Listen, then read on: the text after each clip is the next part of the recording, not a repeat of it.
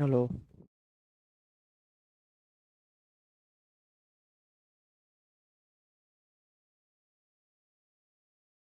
नमस्कार प्यारे साथियों, मैं अजीज स्वागत करता हूं आपके अपने प्यारे परिवार रोजगार विद अंकित पर। कैसे हैं आप सब लोग? आशा करता हूं बहुत अच्छे होंगे, स्वस्थ होंगे, लाजवाब होंगे।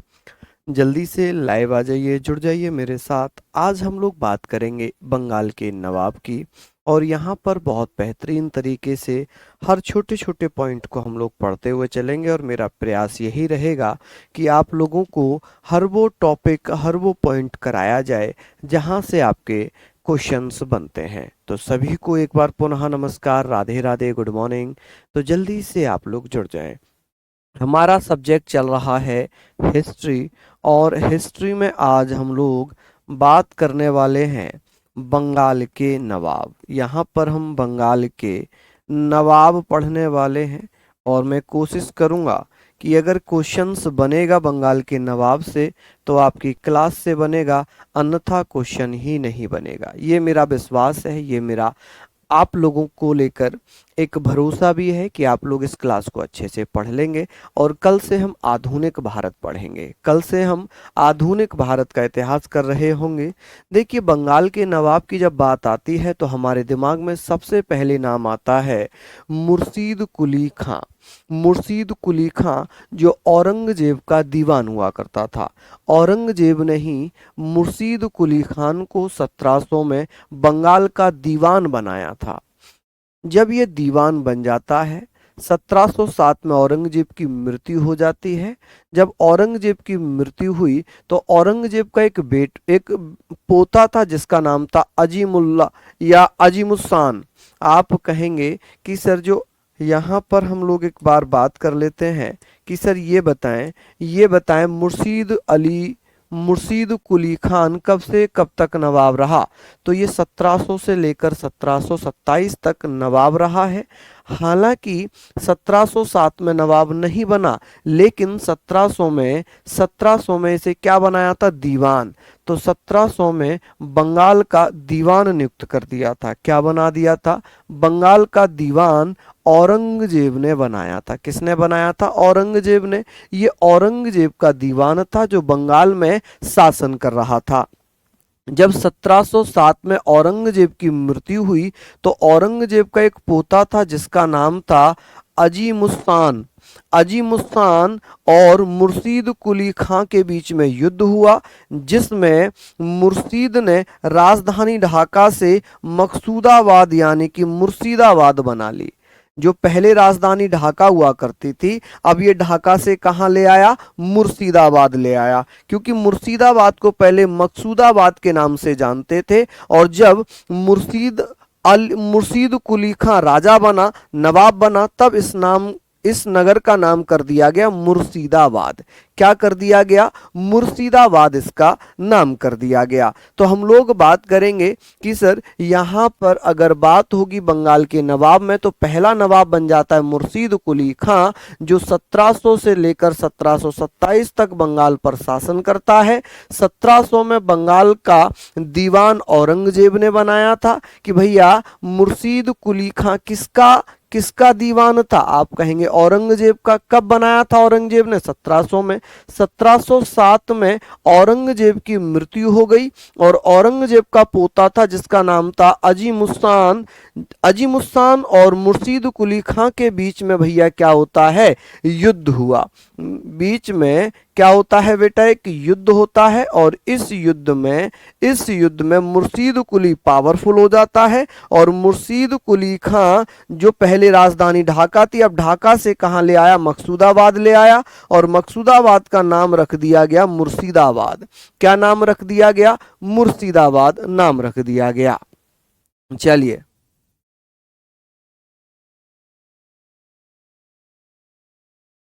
चलिए बहुत बढ़िया। तो यहाँ तक आप लोग इसको नोट डाउन कर लीजिए। एक बार हम बात करते हैं सर, बंगाल का पहला नवाब किसे कहा जाता है? आप कहेंगे बंगाल का पहला नवाब मुर्शीद कुली खां को कहा जाता है, जो 1700 में बंगाल का दीवान बना, औरंगजेब के द्वारा दीवान बनाया गया।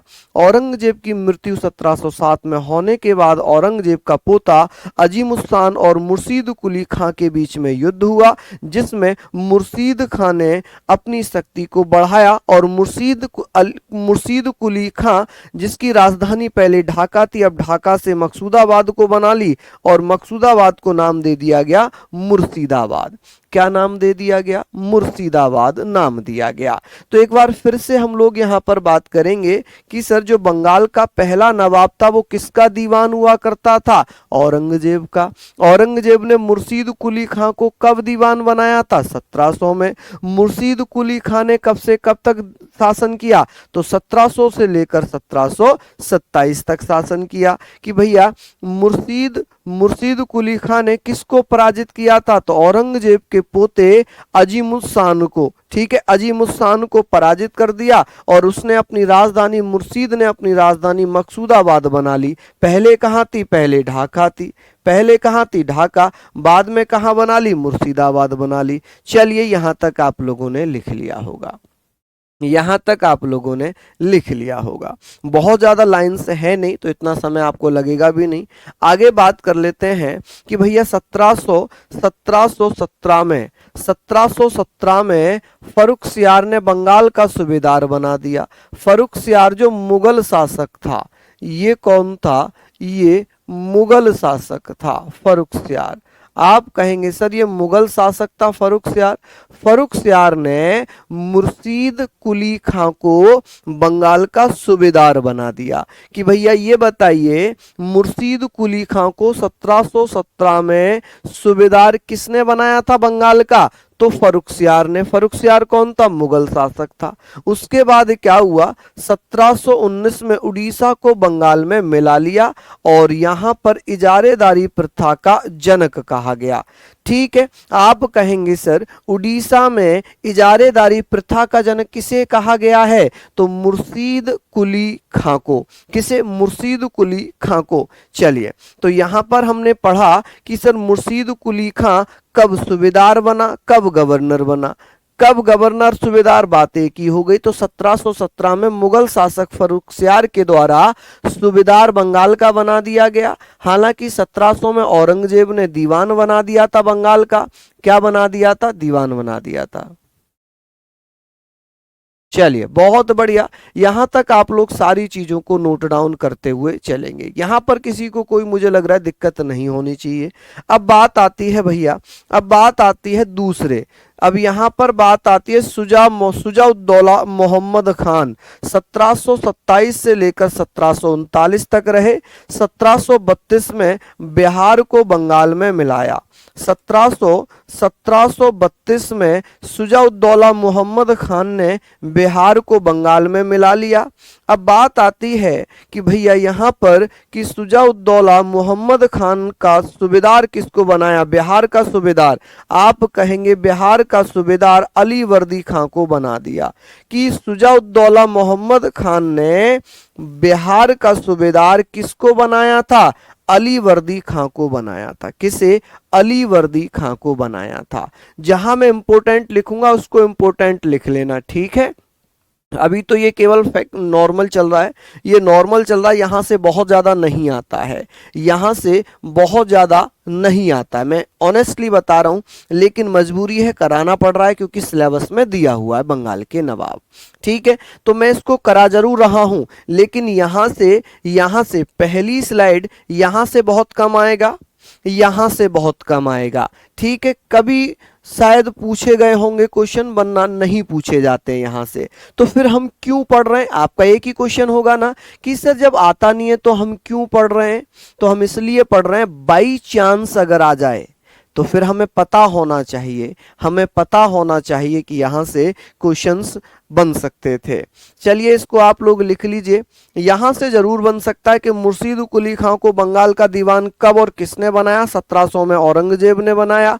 कि मुर्शीद कुली खां को बंगाल का सूबेदार किसने बनाया? फर्रुखसियार ने 1717 में। चलिए, ये सारी चीजें आप लोगों ने लिख ली होंगी। अब बात आ जाती है सरफराज खान।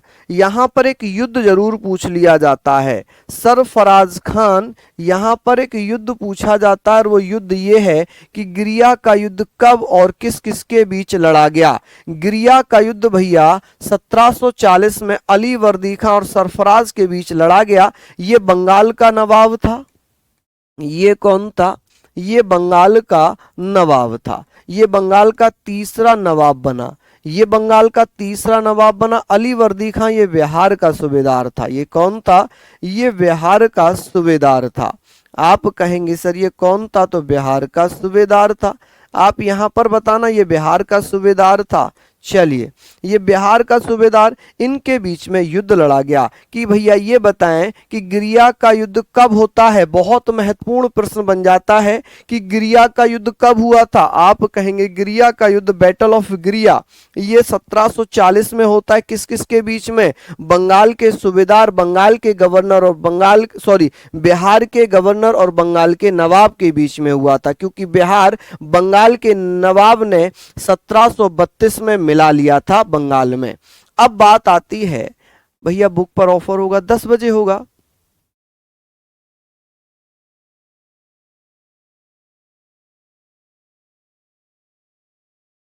क्या कह रहे हैं जी मंजीत जी?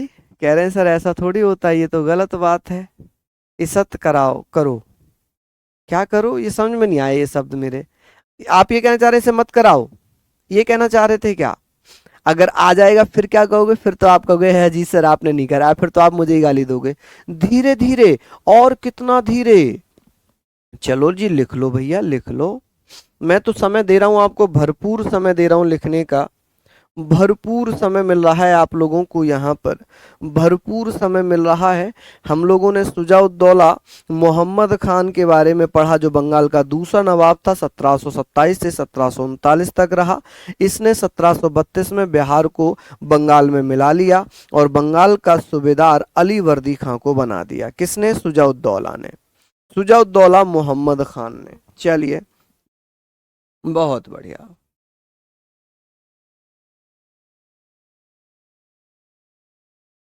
चलिए, बहुत बढ़िया। लिखने के बाद थम जरूर करना, लिखने के बाद थम कर देना, ताकि मैं आगे चल पाऊं, क्योंकि आप बहुत धीरे धीरे लिख रहे हैं, बहुत स्लो स्लो लिख रहे हैं। ये हमने पढ़ लिया और मैंने यह इंपोर्टेंट भी बता दिया कि तीसरा नवाब बना था सरफराज खान 1739 से 1740 तक। और इसमें क्या हुआ? अली वर्दी खान ने हमला कर दिया और इसी की जीत हो गई। इसकी क्या हो गई भैया? जीत हो गई। अली वर्दी खान ने बंगाल के नवाब सरफराज खान को पराजित कर दिया। क्या कर दिया जी? पराजित कर दिया। चलिए, बहुत बढ़िया। आगे बात कर लेते हैं, आगे बात करते हैं। यहां पर बात आती है, अब बंगाल का चौथा नवाब बन जाता है जो बिहार का सूबेदार था। अब बात हो गई अली वर्दी खां, ये 1740 से लेकर 1756 तक बंगाल का नवाब रहा।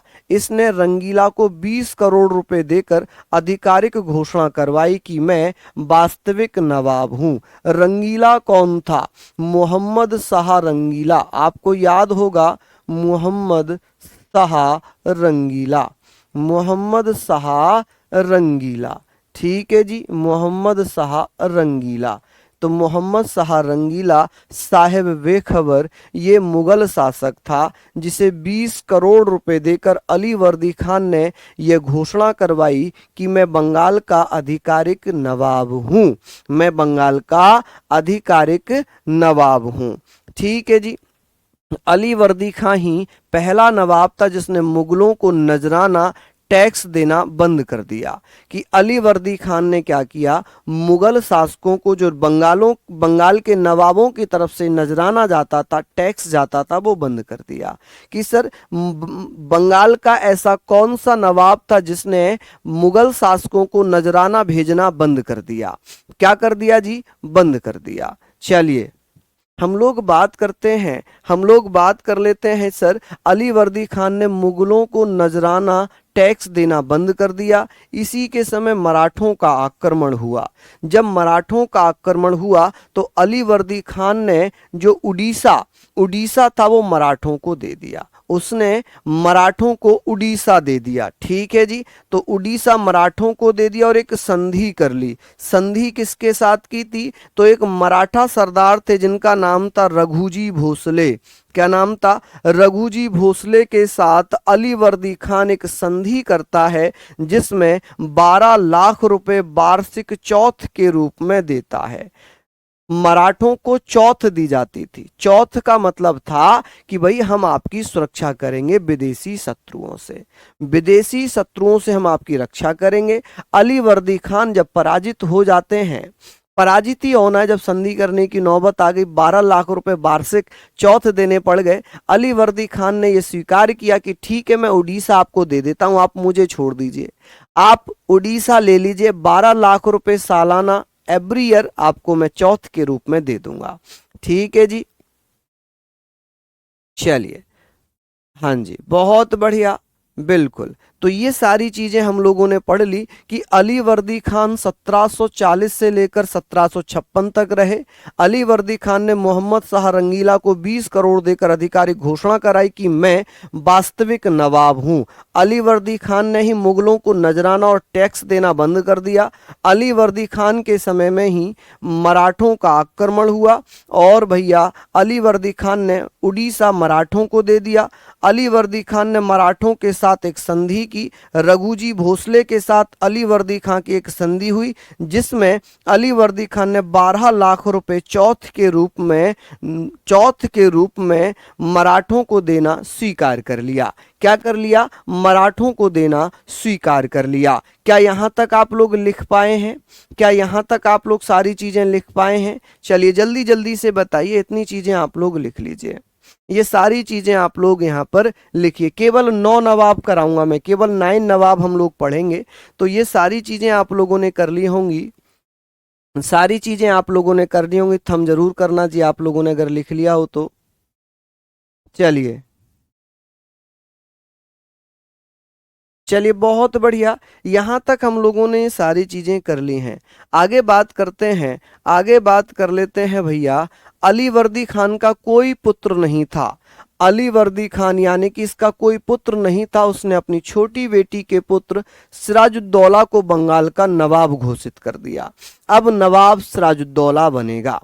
कौन बन जाएगा? नवाब सिराजुद्दौला बन जाएगा। चलिए हम बात कर लेते हैं कि इसका कोई पुत्र नहीं था तो इसने अपनी छोटी बेटी के पुत्र सिराजुद्दौला को बंगाल का नवाब बना दिया। किसने? अलीवर्दी खान ने। अलीवर्दी खान ने अपनी बेटी के पुत्र सिराजुद्दौला को बंगाल का नवाब बना दिया। और अलीवर्दी खान कहता था कि जो यूरोपीय हैं ये मधुमक्खी हैं। कौन? क्या है? मधुमक्खी। अलीवर्दी का स्टेटमेंट था कि यूरोपियन बी मधुमक्खी हैं।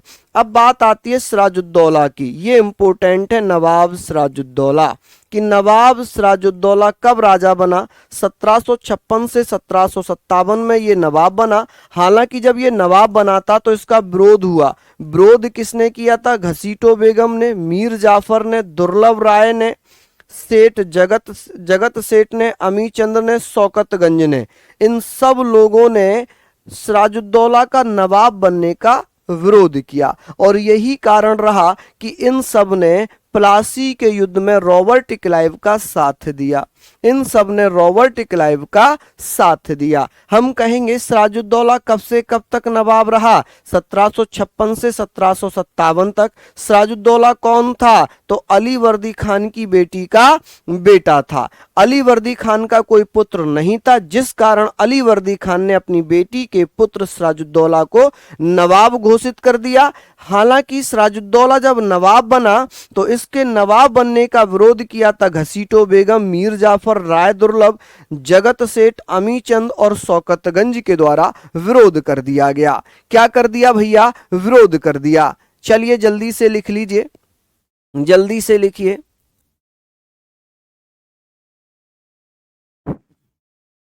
जल्दी से इसको नोट डाउन कर लीजिए भैया।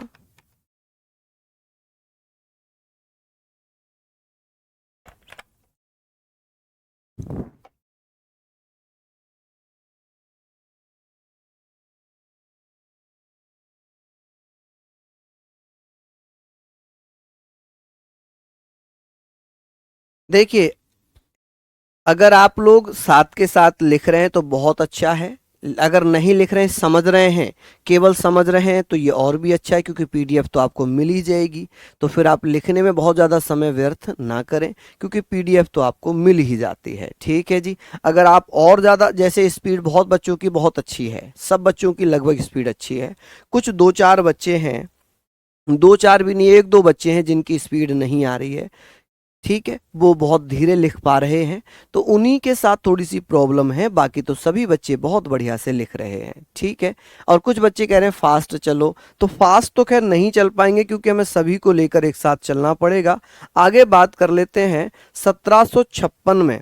1756 में मनिहारी वॉर में शौकतगंज मारा गया। शौकतगंज जो कि सिराजुद्दौला के विरोध में था, सिराजुद्दौला के विरोध में था, वो मनिहारी युद्ध में, वॉर कह लें, मनिहारी वॉर में शौकतगंज मारा गया। 1756 से 63 के बीच में सप्तवर्षीय युद्ध हुआ, जिसमें फ्रांसीसियों अंग्रेजों को किलेबंदी बंद करने के आदेश दिए गए। किस किस को? नवाब ने कहा कि फ्रांसीसियों को, अंग्रेजों को किलेबंदी कर लो इनकी और बंद कर लो। ठीक है। किसने आदेश दिए थे? तो आप कहेंगे सर इनको बंद करने के आदेश किसके द्वारा दिए गए थे? तो नवाब सिराजुद्दौला के द्वारा। किसके द्वारा? नवाब सिराजुद्दौला द्वारा ये आदेश दिए गए कि फ्रांसीसियों को, अंग्रेजों को किलेबंदी कर लो या इनको भैया बंद कर लो। ठीक है जी। और इसी का परिणाम ये निकला कि 20 जून ब्लैक होल या काल कोठरी की घटना 1756 में हुई। 1756 में यह घटना घटी, जिसमें 146 लोगों को गिरफ्तार किया गया।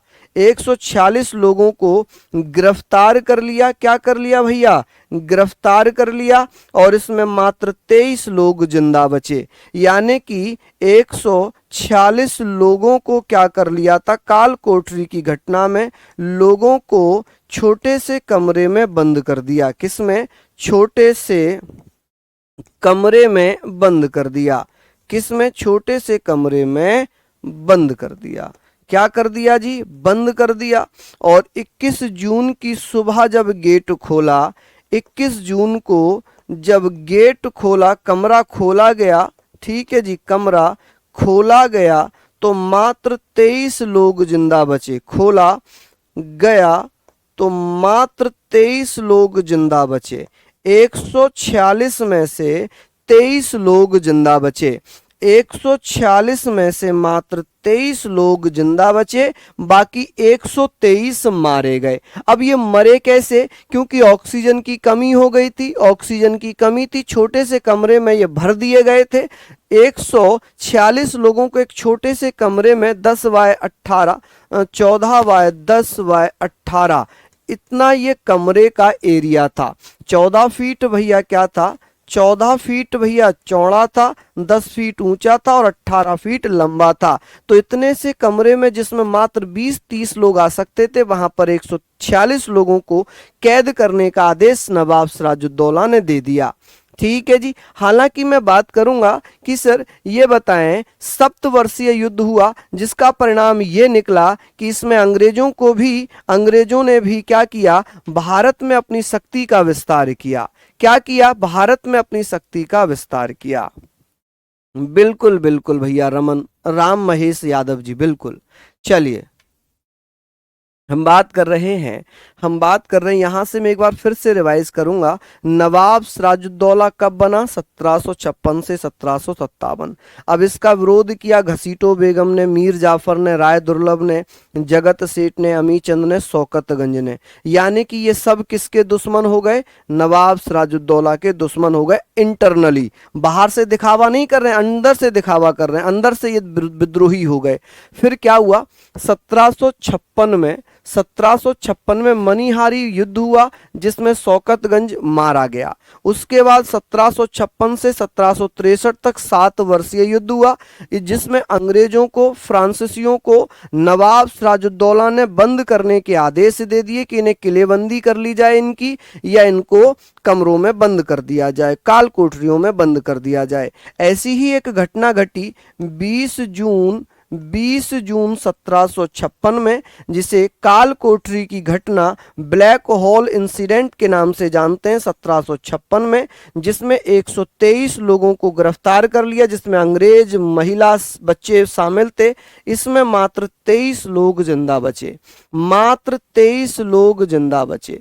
एक दिन बाद ही तो कमरा खोला था, 20 जून को बंद कर लिया था और 21 जून को खोल दिया था। एक दिन बाद, मतलब आज शाम को बंद किया, अगली सुबह को खोला तो मात्र 23 लोग जिंदा बचे। चलिए लिख लीजिए जल्दी से, जल्दी से इसको लिख लीजिए।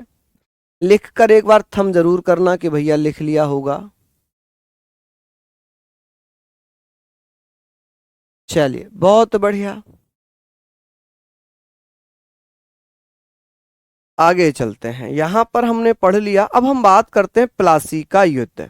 देखिए प्लासी का युद्ध किसका परिणाम था? ब्लैक होल घटना का।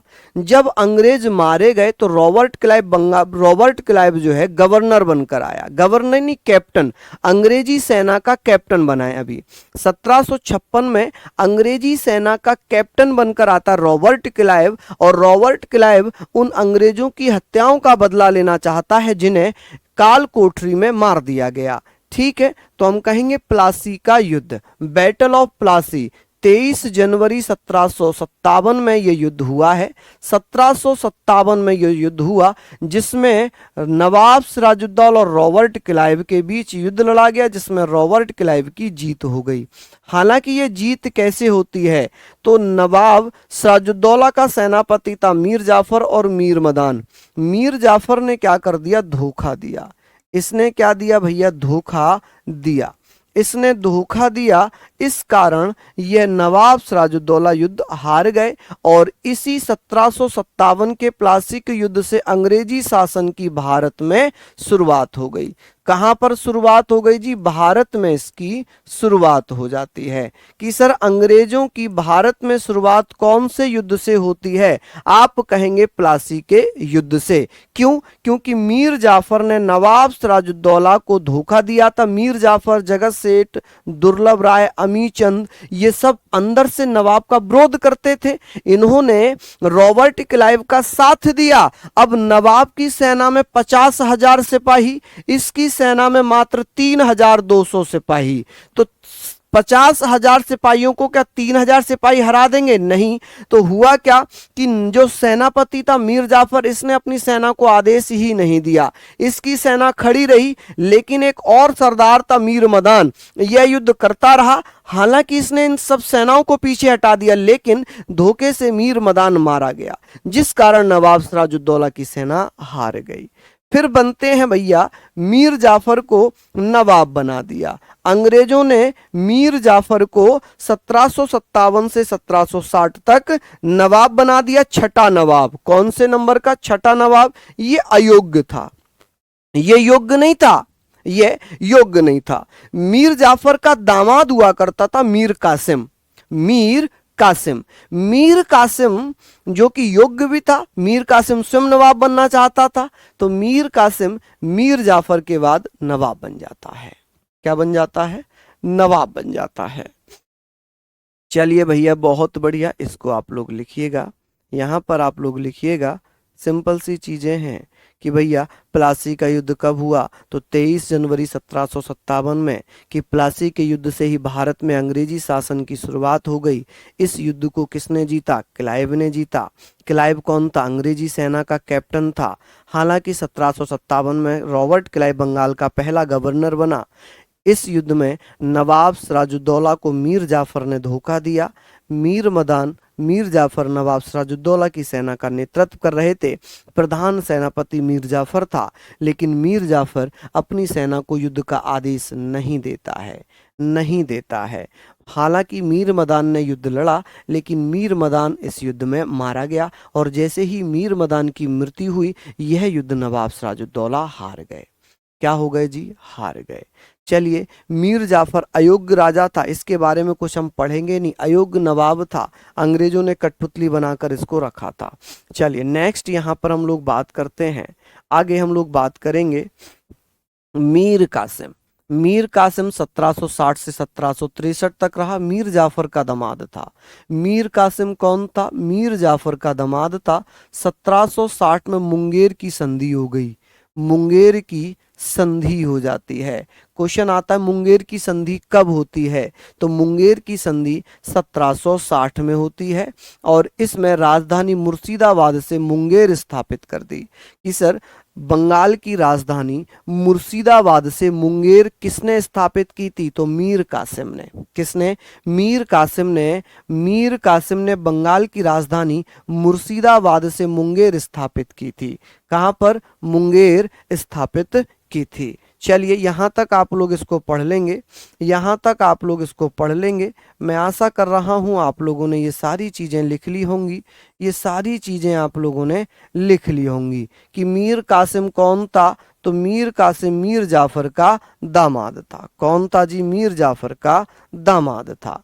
चलिए, मीर कासिम ने कौन सी संधि की थी? मुंगेर की संधि की थी 1760 में। लिख लो भैया इसको जल्दी से।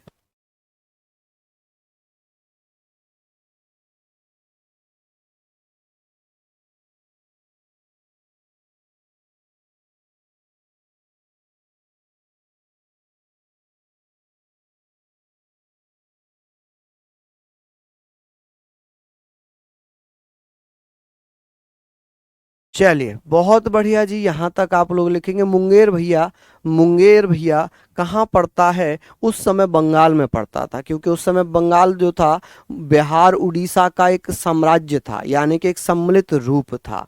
मुंगेर, मुंगेर उड़ीसा बिहार और बंगाल का एक बॉर्डर, यानी कि अब तो वर्तमान बिहार में ही पड़ता है मुंगेर, लेकिन उस समय वो बंगाल में था। कहाँ पर था? बंगाल में था, क्योंकि बिहार 1912 में अलग राज्य बना है। बिहार उस समय था नहीं, उड़ीसा भी उस समय राज्य नहीं था। ये दोनों ही किसके अधीन आते थे? बंगाल के अधीन आते थे। किसके अधीन आते थे? बंगाल के अधीन आते थे। चलिए नेक्स्ट आ जाता है बक्सर का युद्ध, कि भैया बक्सर का युद्ध कब लड़ा गया?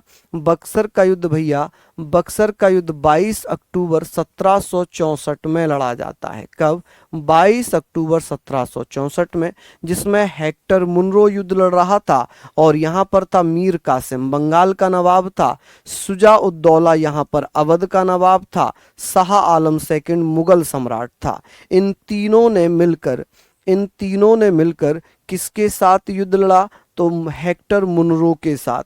अब यहाँ पर भी लगभग, यहाँ पर भी लगभग 50,000 सिपाही थे। कितने सैनिक थे? 50,000 सैनिक थे। लेकिन अंग्रेजी सेना में कितने सैनिक थे जी? अंग्रेजी सेना में, हेक्टर मुनरो की सेना में मात्र 7,027 सिपाही थे, सैनिक थे। अब यहाँ पर क्या फिर से धोखा दिया था नवाबों को? नहीं, यहाँ पर ये युद्ध कौशल से युद्ध जीते थे। ये ट्रेनिंग लिए हुए थे, इनको युद्ध शिक्षा दी गई थी। ठीक है जी, ये युद्ध शिक्षा में ये भैया युद्ध प्रणाली जानते थे, युद्ध प्रणाली में शिक्षित थे, युद्ध प्रणाली जानते थे। और जो ये सैनिक थे, इनमें गांव के, जैसे गांव के लोग शामिल हो गए, किसान शामिल हो गए, किसान शामिल हो गए। ठीक है, इस प्रकार से इनकी सेना बनी हुई थी, जिस कारण यह 50,000 सैनिक 7,000 सैनिकों से हार गए। अब बक्सर का युद्ध अंग्रेजों के लिए वास्तविक शक्ति स्थापित करता है भारत में। क्या करता है जी? वास्तविक शक्ति स्थापित करता है भारत में। सर आप कल क्लास क्यों नहीं लिए थे? अच्छा, घूंसा मारेंगे खींच के, कुछ नहीं मिला तो यही क्वेश्चन ठीक, कल क्लास क्यों नहीं लेते? डेली क्लास चल रही है, डेली, कल भी हुई थी क्लास। चलिए बताएंगे कि बक्सर का युद्ध कब लड़ा गया। 22 अक्टूबर 1764 में बक्सर का युद्ध हुआ, जिसमें अंग्रेजों का नेतृत्व किया था हेक्टर मुनरो ने, और भैया किसके साथ, मीर कासिम के साथ। इसमें तीन सेनाएं सम्मिलित थी, एक तो मीर कासिम जो बंगाल का नवाब था, एक शुजाउद्दौला जो अवध का नवाब था, और एक शाह आलम सेकंड जो मुगल सम्राट था। इस युद्ध में किसकी जीत हो गई जी, अंग्रेजों की जीत हो गई। क्या हो गई जी, अंग्रेजों की जीत हो गई। चलिए बहुत बढ़िया, यहां तक आप लोग फटाफट से लिख लीजिए, जल्दी जल्दी से इसको लिख लीजिए, जल्दी से इसको लिख लीजिए।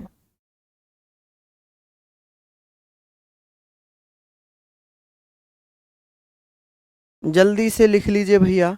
नेक्स्ट हम लोग आगे चलते हैं। नेक्स्ट है इलाहाबाद की संधियां। इलाहाबाद की संधियां हम लोग पढ़ेंगे। इलाहाबाद की संधियां, ट्रीटी ऑफ इलाहाबाद, दो संधियां हुई थी, दो संधि हुई थी। कितनी हुई थी भैया, दो। ठीक है जी, हम बात कर रहे हैं दो संधियां होती हैं। एक तरफ तो हम बात करेंगे इलाहाबाद की पहली संधि कब होती है, 12 अगस्त 1765 में। Robert Clive Shah, Shah Alam second, ये शाह आलम होगा, ये क्या होगा जी, शाह आलम सेकंड, और नजमुद्दौला, ये भैया नज्म उद्दौला जो कि बंगाल का नवाब है, 1765 से 1766 तक रहा।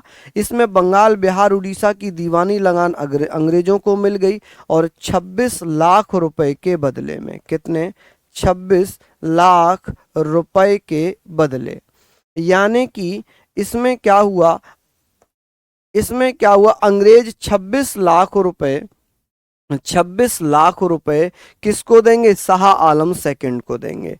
26 लाख रुपए शाह आलम सेकंड जो मुगल बादशाह है इसको देंगे। शाह आलम सेकंड को 26 लाख रुपए दिए जाएंगे। बदले में बंगाल, बिहार, उड़ीसा की जो दीवानी लगान थी, रेवेन्यू टैक्स था बिहार, बंगाल, उड़ीसा का, ये किसको दे दिया गया, अंग्रेजों को दे दिया गया। इलाहाबाद की दूसरी संधि कब होती है जी, 16 अगस्त 1765 में। इसमें क्या हुआ था, ये भैया इस पर किस किस ने हस्ताक्षर किए थे, क्लाइव ने और सुजाउद्दौला ने जो अवध का नवाब था। तो आप कह सकते हैं कि दूसरी इलाहाबाद संधि अवध और क्लाइव के मध्य हुई। इसमें इलाहाबाद का किला शाह आलम को दिया गया। 50 लाख रुपए का खर्चा जो बक्सर का युद्ध था ये अंग्रेजों को दिया गया। किसको भैया, 50 लाख रुपए का खर्चा अंग्रेजों को देना पड़ा। किसको देना पड़ा जी, अंग्रेजों को दिया गया, कि 50 लाख रुपए अंग्रेजों को दिए जाने की दिया गया। ये शर्त रखी गई थी कि भैया ये शर्त है कि आप जो है 50 लाख रुपए, जो बक्सर का युद्ध हुआ है उसमें 50 लाख रुपए सुजाउद्दौला साहब किसे देंगे, अंग्रेजों को देंगे। किसको देंगे जी, अंग्रेजों को देंगे। लगान का मतलब होता है रेवेन्यू टैक्स, टैक्स, कर। ठीक है जी, चलिए, तो यहां पर केवल आप लोगों को याद रखना है कि इलाहाबाद की संधि कितनी होती है, दो। पहली संधि 12 अगस्त 1765, दूसरी संधि 16 अगस्त 1765। कि भैया पहली संधि, यहां पर केवल एक ही नाम याद रख लो, इसमें आप बहुत कंफ्यूज हो जाओगे। यहां आप नाम याद रखो कि भैया किस किस के बीच में होता है, ये किस किस के मध्य होती है। तो आप कहेंगे रॉबर्ट क्लाइव और नवाब, रॉबर्ट क्लाइव और मुगल शासक शाह आलम सेकंड के मध्य, शाह आलम सेकंड के मध्य, जिसमें शाह आलम सेकंड ने बिहार, बंगाल, उड़ीसा की दीवानी लगान अंग्रेजों को दे दी और बदले में 26 लाख रुपए ले लिए। ये भैया प्रथम मुगल शासक जिसने पेंशन स्वीकार की थी, प्रथम शासक, प्रथम मुगल शासक, मुगल शासक, प्रथम मुगल शासक, शासक जिसने, जिसने अंग्रेजों से पेंशन स्वीकार की, अंग्रेजों से, अंग्रेजों से पेंशन स्वीकार की, पेंशन स्वीकार की, स्वीकार की। चलिए आगे बात करते हैं दूसरी, दूसरी संधि किस किस के मध्य होती है। आप कहेंगे रॉबर्ट क्लाइव और अवध के नवाब सुजाउद्दौला। इसमें सुजाउद्दौला ने इलाहाबाद का किला शाह आलम को दे दिया। 50 लाख रुपए जो बक्सर का युद्ध का खर्च था ये अंग्रेजों को दिए जाने की बात हुई। चलिए बहुत बढ़िया। चलिए लिख लिया आप लोग यहाँ पर। चलिए सिंपल सी चीजें, इनको आप लोगों ने लिख लिया होगा, लिख लिया होगा जी।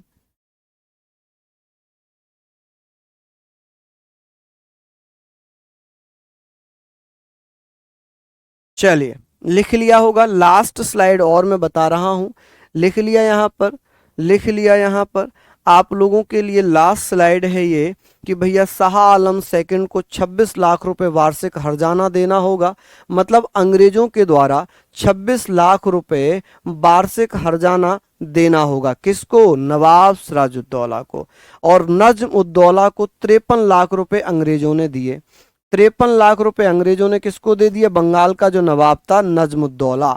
चलिए अब यहां पर बात कर लेते हैं, बाकी तो ये बहुत ज्यादा डीप हो जाएगा, इसकी कोई आवश्यकता है नहीं, बाकी इनकी कोई आवश्यकता यहां पर है नहीं। ठीक है जी, चलिए इसको आप लोग लिख लीजिए।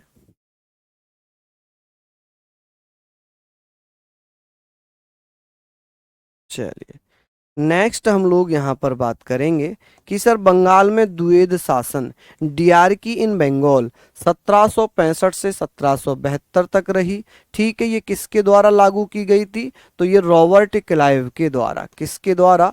रॉबर्ट क्लाइव द्वारा। आप कहेंगे सर रॉबर्ट क्लाइव द्वारा, रॉबर्ट क्लाइव द्वारा। चलिए सैफुद्दौला, सैफुद्दौला ये भैया 8वें नवाब बन गए और ये भैया 9वें नवाब बन गए। बस यहीं तक हमें पढ़ना था, इससे ज्यादा हमें नहीं पढ़ना था। ठीक है, चलिए अब हम कल से पढ़ेंगे आधुनिक भारत का इतिहास, जो हम हाथ से लिखकर पढ़ेंगे।